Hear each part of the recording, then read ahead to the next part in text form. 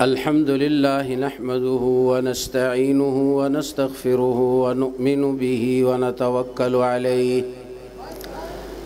व नऊज़ु बिल्लाहि मिन शुरूरि अनफुसिना व मिन सय्यिआति अअमालिना मन यहदिहिल्लाहु फला मुदिल्ल लहु व मन युद्लिल फला हादिय लहु नशहदु अल्ला इलाहा इल्लल्लाहु वहदहु ला शरीका लहु व नशहदु अन्न सय्यिदना व नबिय्यना मुहम्मदन अब्दुहु व रसूलुहु सल्लल्लाहु अलैहि व अला आलिहि व अस्हाबिहि व बारक व सल्लम तस्लीमन कसीरा। अम्मा बअदु फ़अऊज़ु बिल्लाहि मिनश शैतानिर रजीम बिस्मिल्लाहिर रहमानिर रहीम।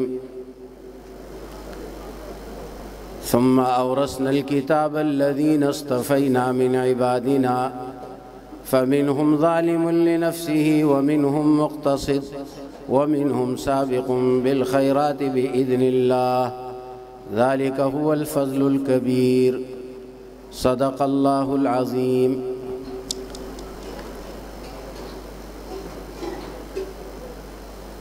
काबिल एहतराम हज़रात उलमाए किराम,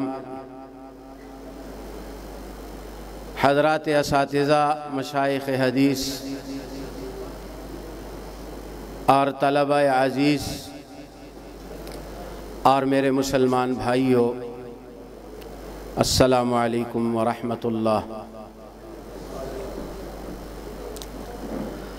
आज की ये मुबारक नशिस्त, ये मुबारक तक़रीब जिसमें जामिया इमाम अबू हनीफ़ा मक्का मस्जिद के इदारे से 92 तलबा अपनी इल्मी सफ़र की तकमील फरमा रहे हैं। अल्लाह ताला का बेइंतहा फ़ज़्ल व एहसान है कि अल्लाह ताला ने ये तौफ़ीक़ अता फ़रमाई, ये 92 तलबा दर हकीकत 92 मदारिस है और 92 जामियात है जो इस मुल्क में जाकर अल्लाह के दीन की खिदमत करेंगे इंशा अल्लाह ताला। आज दुनिया ये कहती है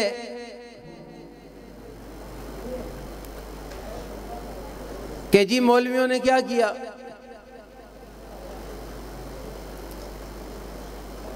अल्लाह ताला की तौफीक से उलमा ने वो काम किया जो अल्लाह और उसके रसूल को मतलूब है।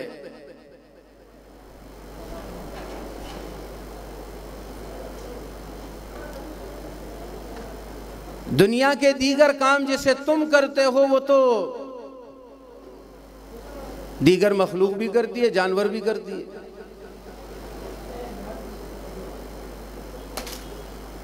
दारुल देवबंद के बारे में एक वाक़या सुना कि एक ज़माने में जब आबादी वहाँ करीब नहीं थी और जंगल ज़्यादा था तो वहाँ से बंदर आते थे और रोटियां उचक के ले जाते थे।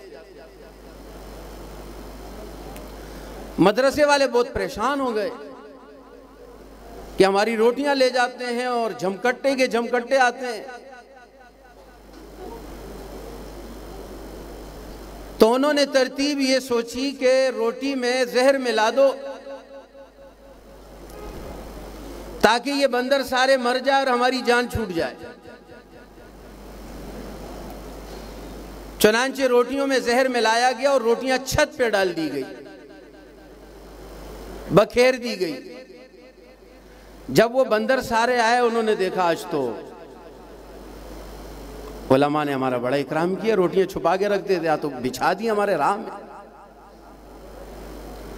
तो बंदर के हिस्स को देखे वो उनको शक हो गया कोई मसला है इसमें। मौली साहब और इतना सखी, तो उन्होंने वो वापस चले गए। दूसरा बंदर आया जो उनका कोई डॉक्टर था, उसने आगे चेक किया, पता चला भाई रोटी में कुछ मिला हुआ है।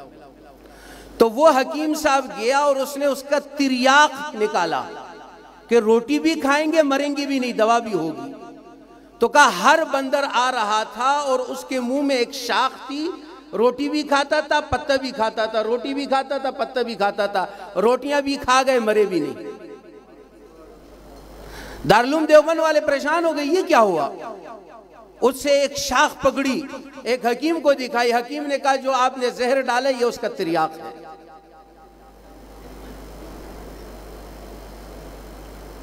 तो ये हिस्स अल्लाह ने इन मखलूकात को भी दी हुई है। ये परिंदे जख्मी हो जाते हैं उन जड़ी बूटियों को खाते हैं, उनका जख्म दुरुस्त हो जाता है। लेकिन क़ाल अल्लाह और क़ाल रसूल का इल्म ये सिर्फ उलमा की शान है। और अल्लाह ताला ये इल्म उसको अता करता है जिसको अल्लाह ताला मुंतखब करता है। औरसनल किताब अल्लज़ीना इस्तफ़ैना मिन इबादिना, अल्लाह ताला फरमाते हैं हम वारिस बनाते हैं इस किताब का उन लोगों को जिनको हम मुंतखब करते हैं, जिनको हम चाहते हैं। ये आसमान से उतरा हुआ इल्म है, एक वही मतलू है जो कुरान की सूरत में तिलावत की जाती है, एक ये वही है जो अहादीस की सूरत में है। वमा यंतिक़ु अनिल हवा इन हुवा इल्ला वह्युन यूहा। मदारिस के अंदर उलमा वो इल्म पढ़ाते हैं जो अल्लाह ताला ने आसमान से उतारा है। बारिश का पानी उतरता है और बारिश का पानी जब उतरता है जमीन पर तो वो जमीन हरी भरी हो जाती है, वो जमीन कीमती हो जाती है, उस जमीन के अंदर नाफियत पैदा हो जाती है। और ये बात बिल्कुल पक्की है और 100% है।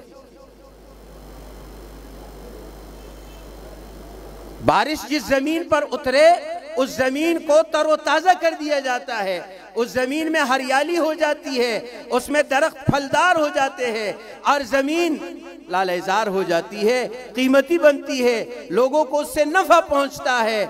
अगर बारिश से जमीन कीमती बनती है और उसके अंदर मखलूक के लिए नाफियत पैदा हो जाती है, आसमान से उतरने वाला अल्लाह का दीन, अल्लाह की शरीयत जब इन बनी आदम के कुलूब में जाएगी, ये भी इंसानियत के लिए यकीनन 100% बात है, ये नाफिअ बनेंगे।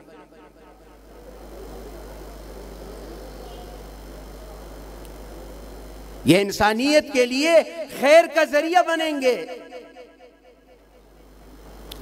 अल्लाह ताला ने हमें 3 नेमतें अता फरमाई है, अपनी किताब, अपना नबी और हजरत सहाबा किराम रिजवानुल्लाह ताला अलैहिम अजमईन। आज लोग कहते हैं जी अहादीस की क्या जरूरत है, कुरान है, कुरान करीम हमारे लिए काफी है, अहादीस की जरूरत नहीं है। तो फिर तो रसूल की भी जरूरत नहीं है, अल्लाह मौजूद है, अल्लाह ताला की जात मौजूद है, फिर 1.25 लाख नबी भेजने की क्या जरूरत थी। कुरान मौजूद है, अहादीस की जरूरत नहीं है, तो अल्लाह की जात मौजूद है, अल्लाह तबारक व तआला की जात इस कायनात को चला रही है, तो फिर रसूल की भी जरूरत नहीं थी। ये तो ऐसे ही आपका इमाम साहब है लेकिन बात नहीं मानना इनकी, ये मस्जिद के मुअज्जिन साहब है लेकिन इनकी आजान नहीं सुनना, ये क्या बात हुई। ये अल्लाह के रसूल है लेकिन इनके इरशादात मत सुनो।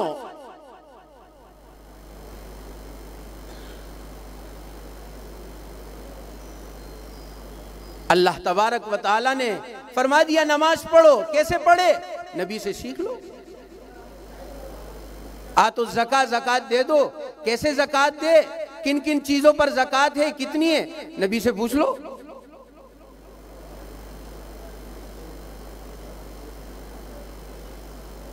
ये अहादीस भी वही है और कुरान भी वही है।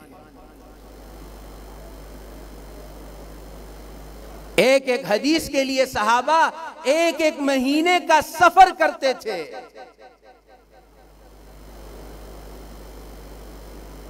एक शख्स हजरत उमर रजी अल्लाह ताला अन्हु के दौर खिलाफत में शाम से आया, एक हदीस उसने सुनी थी, उसमें वासिता था, वो उस वास्ते को ख़त्म करना चाहता था।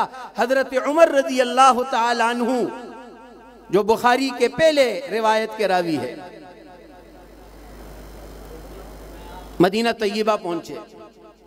हजरत उमर रजी अल्लाह ताला अन्हु ने पूछा, भाई कैसे आना हुआ? फरमाया, जी वो एक हदीस है आपके पास, तो वो मुझे किसी वास्ते से मिली थी,